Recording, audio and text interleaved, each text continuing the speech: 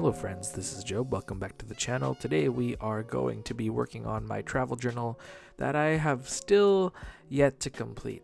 This is my travel journal from my trip to Montreal, Toronto, and Ottawa.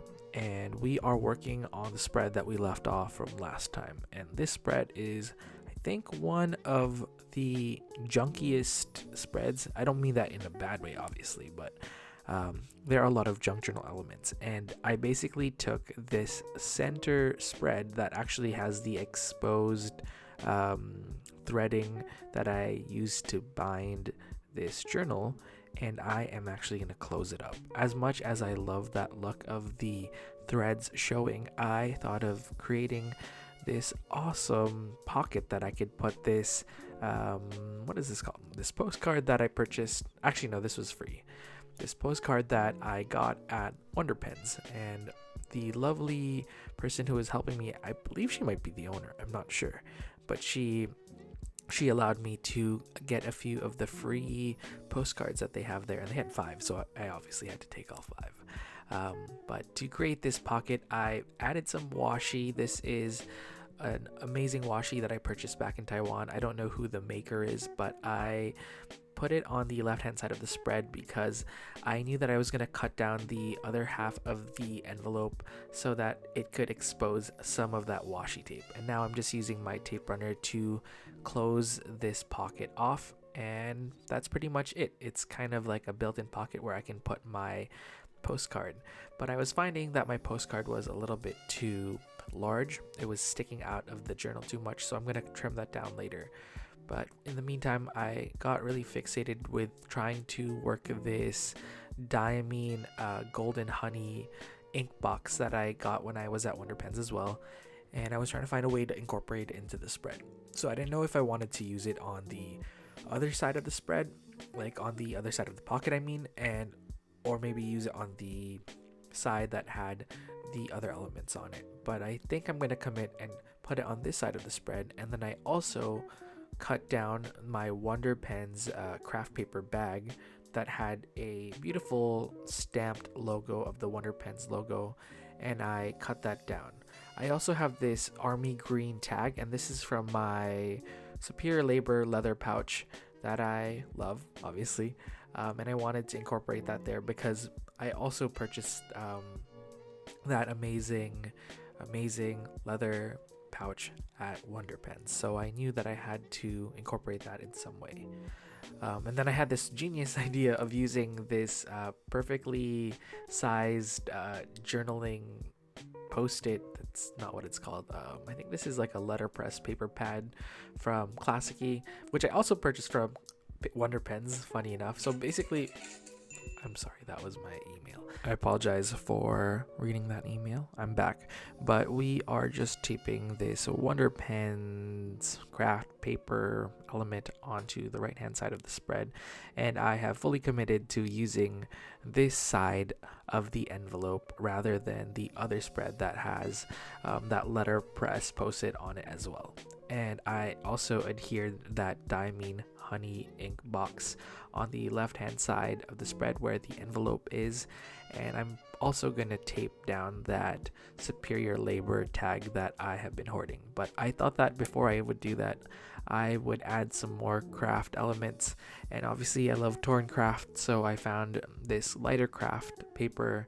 This is actually from a bag from IKEA, and I am gonna use the non-grid side, and I'm gonna use that to kind of frame the olive tag on the right hand side of the spread. And I like how this craft paper is slightly lighter than the Wonder Pens one, so there's a little bit more of a contrast. And I'm just gonna cut the overhangs with my scissors, and that is pretty much all good to go. I wanted to add more space for journaling. That's why I also added this craft paper on the right hand side of the spread, because I don't want to write on top of the text that was on the right hand side of the spread.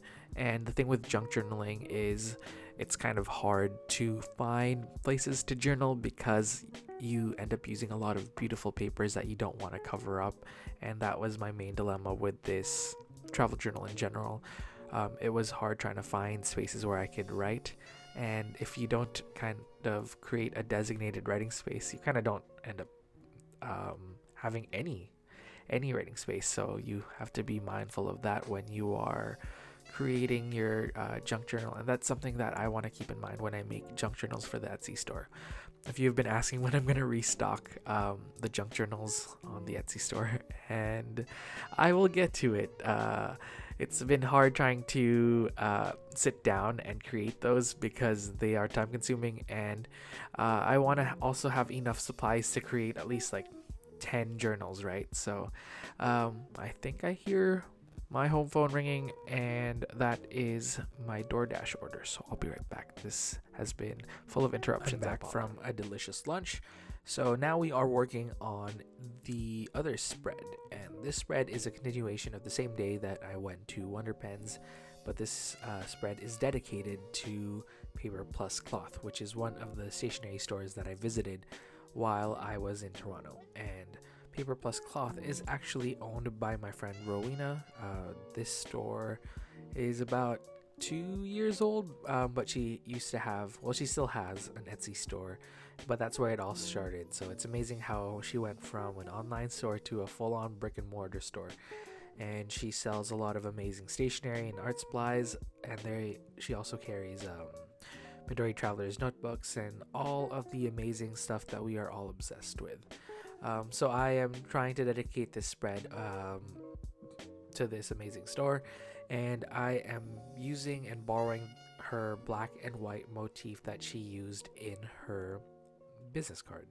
So I glued that business card down, and I just basically used my Posca paint marker, and I just scripted out the words "For the Love of Stationery" because it was fitting for the spread. And I wanted to do some sort of graphic and bold lettering piece on the left hand side, and I didn't want to do it in a script font. I wanted it to be in this blocky, like a blocky but curvy font. I can't really describe it, but if you look at a lot of lettering videos, this type of type or font is pretty prevalent. I am gonna try and extend the bottom part of certain letters and curve them in a certain way, and it'll look more evident when you see me using the Sharpie to outline the pencil marks. But I am doing this because I wasn't confident just diving in and using my Sharpie right away, and I thought I might get the proportions wrong, so I thought I might as well just do it one time instead of using my Sharpie and then regretting it and making a mistake and then doing another time. So plan once and do once. Isn't that like a quote or something? I don't know. I can't remember it right now. But I kind of like how this turned out because there are no other colors in this spread. There is just black and white, and I thought I would just go with that theme for the rest of it. So I used my regular old black Sharpie to do the job, and I was a little bit worried that the ink might bleed through, but it was fine actually. And I think it's because I have so many layers on the other side of the spread. I have some craft paper there, and then I have that tag, and yeah, it kind of protected the other side of the spread. And as you can see, I am finally showing you what I was talking about with the extended letters. I basically curved the bottom part of the A, if that makes any sense, so it kind of curves under the P, and I'm just coloring it in with the Sharpie. I think just reflecting on the creation of this spread, I found a lot of inspiration from this type of lettering. Lately, I've been liking less calligraphy. I still use a lot of brush lettering and calligraphy or modern calligraphy in my journal spreads, but I realized that I could incorporate other fonts and other different types of lettering in my journal. I get so caught up with trying to perfect my brush lettering that I can just do block letters some days, and that's incredibly freeing because I think I was kind of eliminating a certain style that I could draw from because I was so fixed in that brush lettering look. But just working on this little spread, or this side of the spread, kind of reminded me that I can create other lettering and other fonts in my journal too. It's not always just about brush lettering. And I think a lot of people on the internet and in the journaling community also are very fixated in the look of brush lettering, and that's great because it's a cool skill to have, but it's also not the only lettering style. So yeah, I'm glad that I realized this while working on this spread. But that brings us to the end of part 4 of this series. Stay tuned for the next one. I will see you all next time. Have a great day, everyone.